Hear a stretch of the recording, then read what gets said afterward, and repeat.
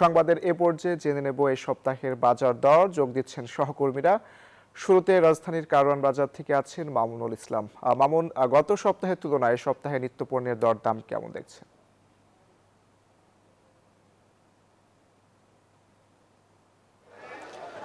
ধন্যবাদ আপনাকে। গত সপ্তাহের তুলনায় এই সপ্তাহের বাজার দরটা যদি আমরা একটু দেখি, স্বস্তি মিলেছে কিন্তু এবারের কাঁচা বাজারে। গত সপ্তাহের তুলনায় এই সপ্তাহে প্রত্যেকটা জিনিসেরই দাম কমেছে 5 থেকে 10 টাকা। আমরা যদি একটু দেখি, লেবুর দাম কিছুটা বাড়তি, কিন্তু বলছে যে লেবুর দাম আরও সামনে বাড়বে। কিন্তু অন্য সবজিগুলো রয়েছে, পেঁয়াজের দাম কিছুটা কমেছে এবং আলুর দামও মোটামুটি ভালোই কমেছে।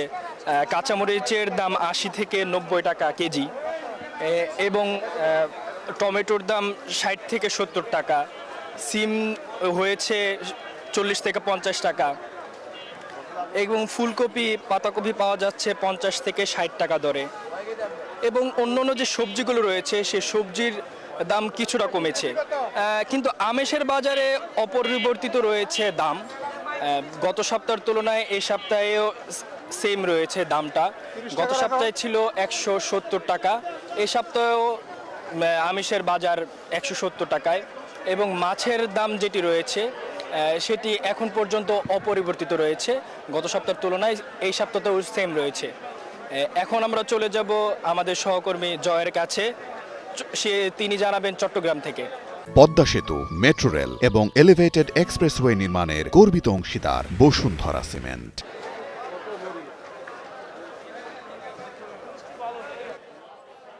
ধন্যবাদ মামুন আপনাকে। আপনি যেমনটা চট্টগ্রামের বাজারের খবর জানিয়েছেন, তেমনিভাবে ঢাকার খবর জানিয়েছেন, তেমনিভাবে চট্টগ্রামের বাজারে আমরা এসেছি।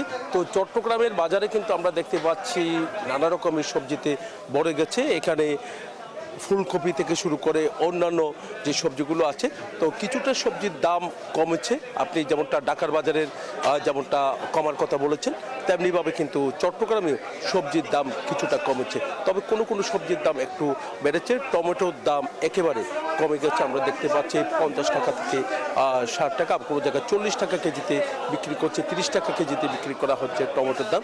আলুর দামটা 30 টাকা কেজিতে তারা আলু বিক্রি করা হচ্ছে। একই সাথে ফুলকপির দামটা এখন 50 টাকা। শিমের বিচির দামটা একেবারে কমে, তারা 100 টাকা কেজিতে বিক্রি করছে বলে আমাদেরকে জানিয়েছেন। তবে সবজির বাজার কিছুটা কম থাকলেও আমরা দেখতে পাচ্ছি মাছের বাজার একটু দেখানোর চেষ্টা করছি। মাছের বাজারে এসে আমরা দেখতে পাচ্ছি মাছের কোনো কমতি নেই, নানা রকমের মাছে ভরে গেছে বাজার। তবে মাছের দামটা অনেক বেশি। তো চিংড়ি মাছ দেখা যাচ্ছে বড় সাইজের, তো এটি একেবারে বড় লোকের মাছ নামে খ্যাত হয়ে গেছে, যেহেতু দাম অনেক বেশি। তো রূপচাঁদার দামও একই অবস্থা। তো আমরা দেখতে পাচ্ছি অন্যান্য মাছ, রুই থেকে নিয়ে অন্যান্য মাছের দামও কিন্তু দেখা যাচ্ছে অনেক বেশি। তো এই ছিল আমার এখানকার সর্বশেষ। ফিরে যাচ্ছে আমার সহকর্মী, অপেক্ষা করছেন কুষ্টিয়ায় লালনের কাছে।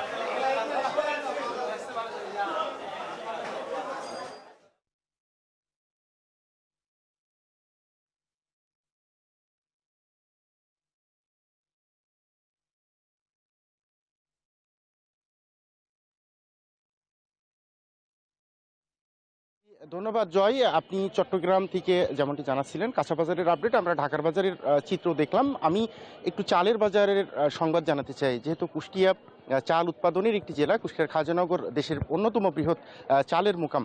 সেই চালের মোকামেই কিন্তু আসলে বছরের শুরুতেই কিন্তু আসলে চালের দাম বেড়েছে। বাজারে সব থেকে প্রচলিত এবং বিকৃত চাল মিনিকেট, সেই চালের দাম কিন্তু কেজিতে 2 থেকে 3 টাকা বেড়েছে। আমি এখানকার ব্যবসায়ী যারা রয়েছেন, খুচরা ব্যবসায়ী, তাদের সাথে কথা বলেছি। তারা বলছেন যে মিলগেটে যেহেতু চালের দাম বেড়েছে, সেই ক্ষেত্রে তাদেরও বাড়তি দামি চাল বিক্রি করতে হচ্ছে।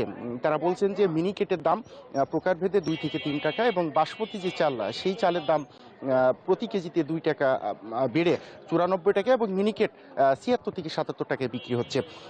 আমি মিলারদের সাথে কথা বলেছি যারা এই চাল উৎপাদনের সাথে জড়িত। তারা যেটি বলছেন যে এই মিনিকেট এবং বাসমতি চাল তৈরিতে প্রয়োজন হয় বড় মৌসুমের ধান। বড় মৌসুমের ধানের সংকট থাকার কারণে মূলত আসলে চালের বাজারের ঊর্ধ্বগতি।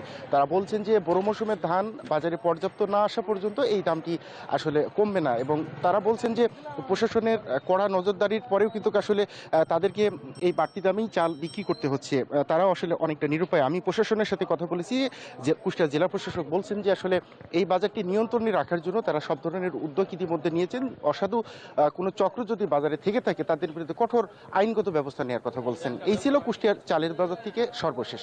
অঙ্কুর। লালন, জয়, মামুন, আপনাদেরকে ধন্যবাদ।